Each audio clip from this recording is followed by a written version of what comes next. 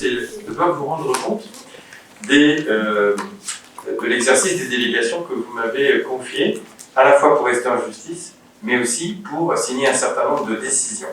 Alors, en ce qui concerne les décisions, c'est le tableau que vous avez sur la page d'après.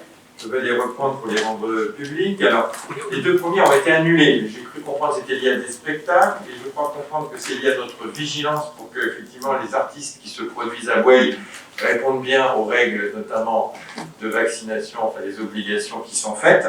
Et lorsque on a posé les bonnes questions, il y avait une réticence, donc il a fallu changer finalement d'artiste, hein, c'est bien ça. Donc les deux premiers contrats ont été annulés, vous voyez c'est écrit annulé, mais vous les retrouverez après avec d'autres artistes pour le même montant, heureusement.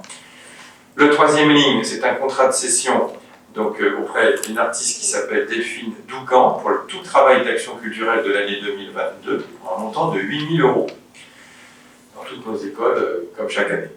Il y a un contrat de maintenance qui a été signé avec la société Pyramide pour entretenir notre mur d'escalade pour un montant de 1 129,20 €. Nous avons passé un avenant avec une convention avec le département de Loire-Atlantique pour une convention qui s'appelle Inventons le tourisme durable. Nous avions déjà signé quelque chose en 2018, mais là c'est un avenant parce que tout simplement la durée, je pense, est prolongée. C'est un avenant intéressant parce que cette convention elle nous permet d'avoir des recettes sur des dépenses que nous avons fait en particulier à la Mévelière. Donc comme ça se prolonge, il a fallu faire ce petit avenant. Nous avons également signé une décision pour la billetterie des spectacles du printemps sur la base de 6 € et de 12 €, 6 € le tarif réduit et 12 € le tarif plein. Et les deux spectacles que j'évoquais, il y a un contrat de cession d'un spectacle au printemps avec le théâtre de l'Entracte qui aura lieu le 26 février. Et donc pour un montant de 1 266 €, et avec toujours la même compagnie théâtre de l'Entracte, un atelier et des répétitions pour ce même spectacle, notamment je crois avec la résidence Bel Air, voilà, qui a un montant de 1 055 €. Et puis enfin, on en parlait tout à l'heure, hein, des caméras sur l'espace public, il faut les entretenir parce que sinon elles s'éteignent les unes après les autres. Donc il y a un contrat de maintenance et d'entretien de notre vidéosurveillance auprès de la société ID System pour un montant annuel de 6 766,92 €. Contrat qui a été renégocié d'ailleurs pour intégrer l'ensemble des caméras. Voilà pour les marchés, mais je reviens quand même sur l'autre délégation que vous m'avez faite, qui concerne la plus rare, hein, mais ça arrive, exemple là, pour rester en justice pour représenter la commune. C'est là où je disais tout à l'heure, on peut s'interroger des fois sur l'efficacité, on parlait tout à l'heure délinquance force de l'ordre, mais aussi de la justice. Là, il s'agit d'un incendie qui avait été mis volontairement dans le coffre, donc ça avait brûlé les tapis qui sont sur la piste d'athlétisme. Il y a des grands tapis qui servent de réception pour le saut à la perche, qui sont donc à l'abri de la pluie, sous un coffre. Des enfants, mineurs, s'étaient cachés dessous, et avaient fini par mettre le feu à ces tapis. Ils ont été tout de suite identifiés, c'était, je crois, un samedi. Mais ce qui est fou dans cette affaire-là, c'est que ces faits, je demandais à Mme Sylvain de rechercher la date, ce sont des faits du 25 janvier 2015.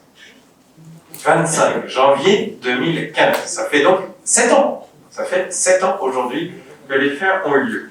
Ces faits n'ont pas été contestés, parce que les jeunes ont été identifiés, il y a eu des témoignages apportés auprès de la gendarmerie a fait son travail, elle a auditionné les responsables qui ont reconnu les faits.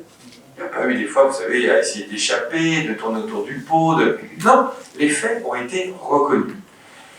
Et voilà, moi je ne peux pas justifier pour mettre 7 ans pour arriver à une véritable décision de justice. Ces enfants, aujourd'hui, ils sont plus mineurs, mais la sanction qu'apporte la société, parce qu'à travers ça, vous voyez la somme qui apparaît derrière.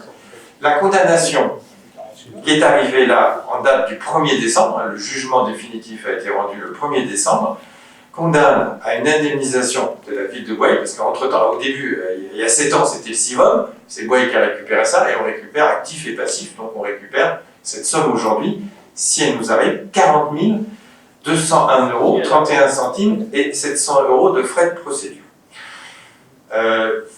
cette sanction qu'apporte la société sur un fait, quand elle arrive 7 ans après, elle joue aucun rôle. Pour l'enfant qui a fait cette bêtise, ça joue plus aucun rôle, quoi. Et la crainte aussi pour nous, c'est que nous ne savons pas, notre avocat maintenant va poursuivre, voir est-ce que la famille, puisque les enfants étaient mineurs à l'époque, est solvable, quelle va être la procédure. Je ne suis pas sûr, enfin, en tous les cas, on parlait tout à l'heure de grande prudence dans le budget. Moi, je recommande bien évidemment à nos financiers de ne pas inscrire cette somme dans le budget tant qu'on n'aura pas vu le chèque. Oui, parce que ça peut être un chèque en bois. Donc, prudence, mais bon, on parle de la lenteur de la justice. Ben, malheureusement, ce soir, au conseil municipal de Goueil, vous en avez une illustration flagrante. J'en suis bien désolé, mais c'est la vérité du monde dans lequel nous sommes et ça peut effectivement nous laisser pantois.